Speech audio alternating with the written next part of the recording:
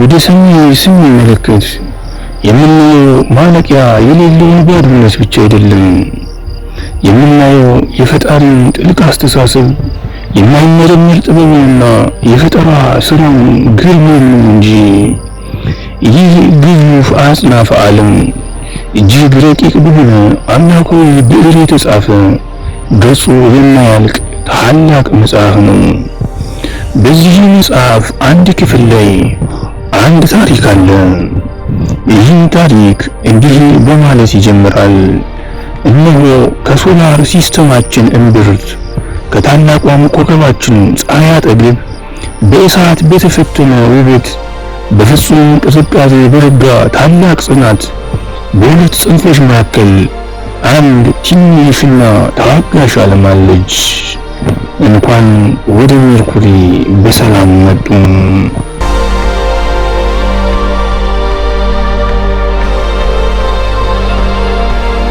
ሜርኩሪን ማሰብ በእሳትና በበረዶ መካከል ያለን ፍልሚያ እንደሚመለከት ያለ ነው። በፀሐይና በሜርኩሪ መካከል ያለው ርቀት በአማካይ 58 ሚሊዮን ኪሎ ሜትር፣ ይህም 0.39 አስትሮኖሚካል ዩኒት ወይም የፈለክ ልኬት ሲሆን የፀሐይ ብርሃን በዓለም ሜርኩሪ ለመገኘት የሚፈጅበት ደግሞ 3.2 ደቂቃ ብቻ ነው። ይህም ማለት ወደኛ ምድር ለመድረስ ከሚፈጅበት 8.3 ደቂቃ አንጻር ወደ 3 እጥፍ በሚጠጋ ፍጥነት ቅድምና ይኖረዋል። በአጠቃላይ የህዋው ዓለም ስሌት ሲታይ ሜርኩሪ የፀሐይ ቡና አጣጭ ጎረቤት ብትባል ማጋነን አይሆንባትም። የዚህ አመክንዮአዊ ውጤት መራር እውነት ደግሞ ፀሐይ ፊቷን በምታዞርባት የሜርኩሪ ገጽ ያለው የሙቀት መጠን አይምሮ ሊቀበለው ከሚችለው በላይ የከበደ መሆኑ ነው። በአጠቃላይ የቀኑ የሙቀት መጠን እስከ 430 ዲግሪ ሴንቲግሬድ የሚደርስ የሚያቃጥል ንዳድ ሲሆን ብረትን እንኳ በቀላሉ አቅልጦ ውሃ ሊያደርግ የሚችል ከፊል ገሃነም ነው። ነገር ግን ይህች በፀሐይ እቅፍ ውስጥ ያለች ፕላኔት በዓለማችን ላይ ካሉት እጅግ ቀዝቃዛ ስፍራዎች አንዷም ናት። እንዴት ብላችሁ ትጠይቁ ይሆናል። ሜርኩሪ እንደ ምድራችን ሙቀትን አምቆ የሚይዝ ከባቢ አየር ያልታደለች በመሆኗ ፀሐይ ዘንበል ስትል ምሽት ሲገባና ጨለማው ፕላኔቷን ሲውጣት ያ ሁሉ የሚያቃጥል እሳት በቅጽበት ይተንና የሙቀት መጠኑ ወደ 180 ዲግሪ ሴንቲግሬድ ከዜሮ በታች ይወርዳል።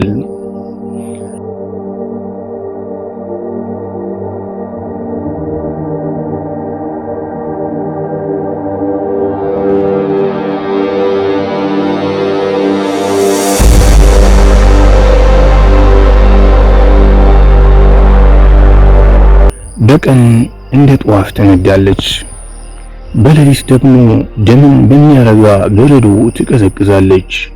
በእነዚህ ሁለት ተቃራኒ ጽንፎች መካከል ሜርኩሪ ያለ ጸብና ክርክር በትዕግስት ትኖራለች። ጊዜ ትርጉሙ ይለወጣል። የጊዜ ህግጋት በዚህች ፕላኔት ላይ ቦታ የላቸውም። ወደ ፀሐይ በጣም ቅርብ በመሆኗ ፀሐይን ለመዞር የምታደርገው ጉዞ የአይን እርግብግብታ ያህል የፈጠነ ነው። አንድ ሙሉ ዓመት ለማጠናቀቅ 86 የምድር ቀናት ብቻ ይበቋታል።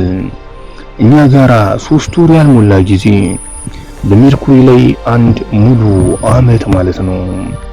ነገር ግን አስደናቂውና ረቂቁ እንቆቅልሽ ያለው ወዲህ ነው። በሜርኩሪ ዓለም ብታምኑ ባታምኑ አንድ ቀን ከአንድ ሙሉ ዓመት በእጥፍ ይበልጣል።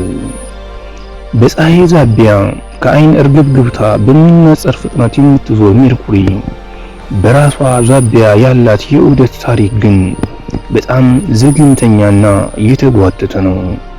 ለዚህም ተጠያቂው ለፍጥነቷ ምክንያት የሆነው ያ ለፀሐይ ያላት ቅርበት ነው። ፀሐይ ካላት ግዙፍ አካል የተነሳ ሜርኩሪን የስበቷ እስረኛ ስላደረገቻት ሜርኩሪ በፀሐይ የስበት ኃይል ስር የምታደርገው የዛቢያዋ ዑደት እጅግ በጣም አዝጋሚ ሊሆን ችሏል። በሜርኩሪ ፀሐይ ወጥታ እስክትገባ ያለው ጊዜ ወይም አንድ ቀን 176 የምድር ቀኖች ሲሆን የሰው ልጅ በዓለም ሜርኩሪ ቢኖር ፀሐይ አንዴ ወጥታ እስክትጠልቅ ድረስ 2 ጊዜ አዲስ ዓመታቸውን ማክበር ይችሉ ነበር።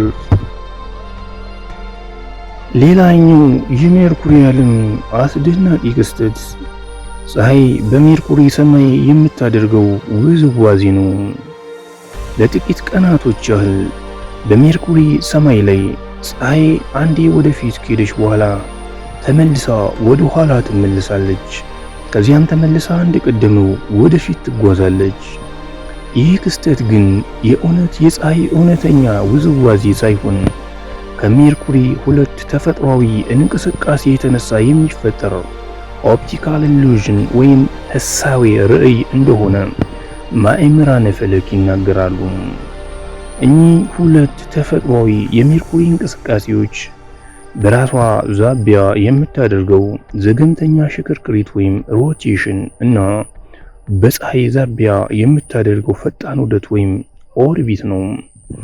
ሜርኩሪ የምትዞርበት ምህዋር ፍጹም ክብ ያልሆነ እንቁላላማ ወይም ኢሊፕቲካል ኦርቢት በመሆኑ ለፀሐይ የቀረበው ምህዋር ላይ ወይም ፐርሄሊዮን ስትደርስ ኦርቢታል ቬሎሲቲ ወይም የዑደት ፍጥነት ይህም በፀሐይ ዛቢያ የምታደርገው ዑደት ከሮቴሽናል ቬሎሲቲ ወይም ከሽክርክሪት ፍጥነት በራሷ ዛቢያ ከምታደርገው ሽክርክሪት ስለሚበልጥ በከፍተኛ ፍጥነት የሚሄድ መኪና ውስጥ ተቀምጣችሁ ከእናንተ መኪና ፍጥነት የተነሳ በውጭ ያሉ ዛፎች ወደ ኋላ ሲያዘግሙ እንደማየት ያለ የኦፕቲካል ኢሉዥን ወይም ህሳዌ ርዕይ የሚፈጠር ኦስሌሽን ወይም አንሶሶት እንደሆነ ይታመናል።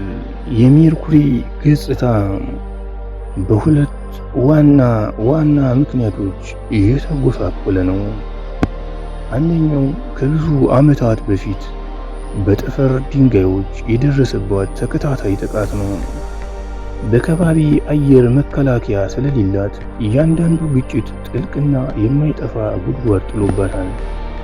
ነገር ግን ይበልጥ የሚያስገርመው በገጽታዋ ላይ የሚታዩት በመቶዎች የሚቆጠሩ ኪሎሜትሮች የሚረዝሙ ገደላማ ጠባሳዎች ናቸው።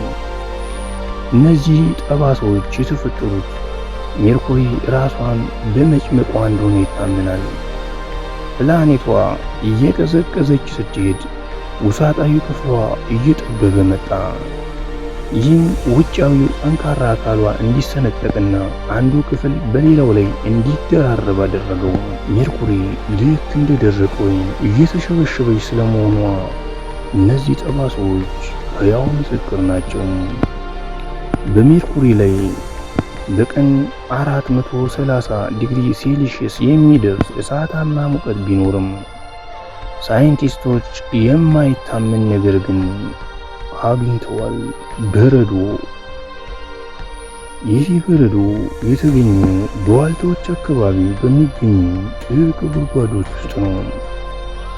በሜርኩሪ ላይ በቀን 430 ዲግሪ ሴልሺየስ የሚደርስ እሳታማ ሙቀት ቢኖርም ሳይንቲስቶች የማይታመን ነገር አግኝተዋል።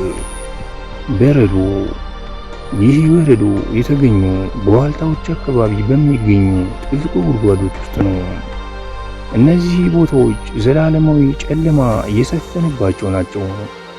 የፀሐይ ብርሃን ፈጽሞ ወደ ውስጥ ዘልቆ ስለማይገባ ቅዝቃዜው ከዜሮ በታች 170 ዲግሪ ሴልሺየስ ይወርዳል። ይህ በረዶ ምናልባትም በኮሜቶች አማካኝነት የመጣና በእነዚህ የተፈጥሮ ፍሪጆች ውስጥ ለብዙ ዓመታት ተከማችቶ የቆየ እንደሆነ ይታመናል። በፀሐይ አቅራቢያ እንዲህ ያለ የበረዶ ክምችት መገኘቱ ስለ ሥርዓተ ፀሐይ አመጣጥ ያለንን እውቀት የቀየረ ትልቅ ግኝት ነበር።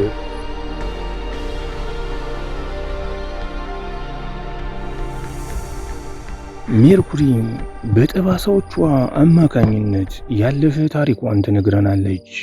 የተሸበሸበው ገጽቷ የፕላኔቷን እርጅና ሲያሳይን፣ በወልታዎች የተደበቀው በረዶ ደግሞ በአጽናፈ ዓለም ውስጥ ምንም የማይቻል ነገር እንደሌለ ያስረዳናል። ትንሿ ሜርኩሪ አሁንም ድረስ የሰው ልጅ ሊፈታቸው የሚገቡ ብዙ ሚስጥሮችን ይዛ በፀሐይ ዙሪያ ትዞራለች።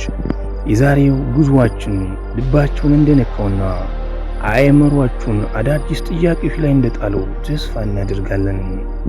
ከዚህች ድንቅ የፈጣሪ ሥራ ውስጥ የትኛው ይበልጥ አስገረማችሁ? የቀኑ መርዘም ወይስ በእሳት ውስጥ የተገኘው በረዶ? ሐሳባችሁን በመልእክት ማስቀመጫው ላይ ያጋሩን። ይህ መንፈስን የሚያድስ ጉዞ ከወደዳችሁት ላይክ በማድረግ ደጋፋችሁን። በአስተያየት መስጫው ኮሜንታችሁን ሼር በማድረግ ዝምድናችሁን እንድትገልጹልን በትህትና እንጠይቃለን። ወደፊትም ሌሎች የፈጣሪንና የተፈጥሮን አስገራሚ ስራዎች አብረን እንድንቃኝ ቻናሉን ሰብስክራይብ በማድረግ ቤተሰብ ይሁኑ።